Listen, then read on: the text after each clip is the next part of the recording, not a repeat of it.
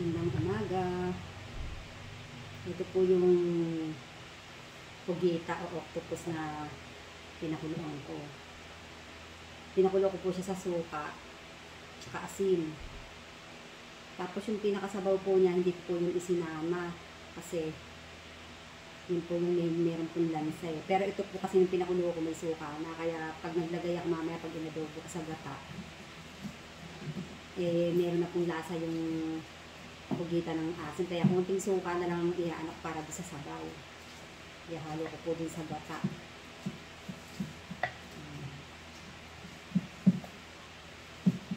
Ngayon lang po kasi ako nagluto nito. Nang nag-aano po kasi ako ng YouTube. Meron po kasi ako nakita doon na nagluto po ng ganito. Pero bago ko po tinignan ko muna kung paano paghuhugas. Mahirap po kasi yung gagawa po tayo ng ganyan tapos hindi natin, lulutuin natin tapos hindi natin alam paano paghuhugas kasi malansa po yan eh. Nung una nga po medyo naano ko doon sa itsura. Pag nakita niyo naman po doon sa video, di po ba iba po yung itsura po niya. Hayaan ko siya. Nung pinakulo ko, konti lang po pala yung mangyayari sa kanya. Kala ko marami. Kita niya lang po, konti lang siya. Kaya tinatanggal ko pa rin yung parang ano.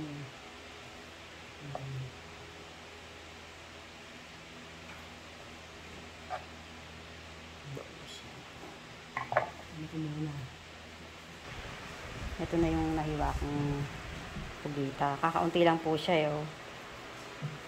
Yung nahiwa, konti.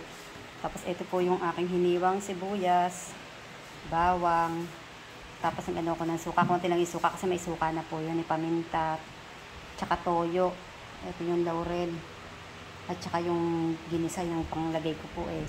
Tapos ito yung gata, lalagyan ko po siya ng sili, hindi pa nakakakuha sa rep eh. Ayan. Lalagyan ko po siya ng siling berde at tsaka siling pula, para yung maanghang. Ayan siya.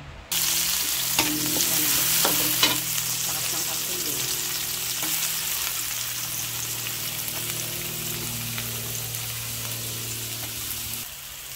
Lagay ko na ito yung set kasi hindi ko naman siya ganong lulutuin kasi nga ano eh, malambot na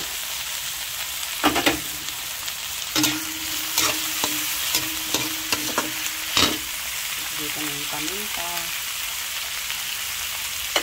yung laurel, yun lang yung mga mayamin to para mabisa ko sa bawang sibuyas. Lagay ko na po yung toyo.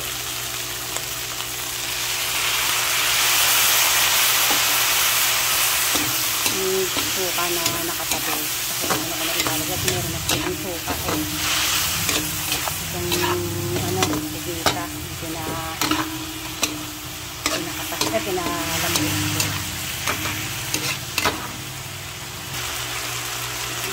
Lagay ko na po yung gata. Masyadong maluto yung kasot, madurog naman. Dadagdagan ko pa po yan. Ayan, nanikit na natin. Ayaw ko siya lagyan ng tubig kasi ang tawag nito para hindi siya maano yung lasa. Hinaan ko lang yung apoy kasi yung gata masusunog. Hindi ako naman konti lang kasi yung meron na yung timple eh. Yung kuset nung inadobo ko nung pinakulo ko sa suka.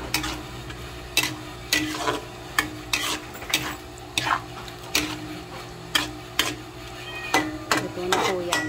Thank you. Ito po siya. Ito na yung aking nilutong adobong pusit. Lagyan ko po siya sa ibabaw ng sili. Sa ilalim ko na lang ikukuha sa heavy ng sabaw niya. Kasi talagang nilagyan ko po ng sabaw eh. Sa heaven kasi di makakakain na naman. Ayaw niya po na naman talaga eh. Talagang kailangan sa amin may sabaw lagi. Kaya na pag nagbaon ako sa eskwelahan niya, puro tuyot kasi baka matapon. Tsaka gusto niya yun eh. Ayan. Ayan na. ang aking nilutong adobong pugita sa gata. Ayan. Thank you. Ayan na po yung aking recipe. Ayan. Thank you po. Gandang umaga. Aga ko na namang nakaluto. Anong oras na ba? Thank you, thank you.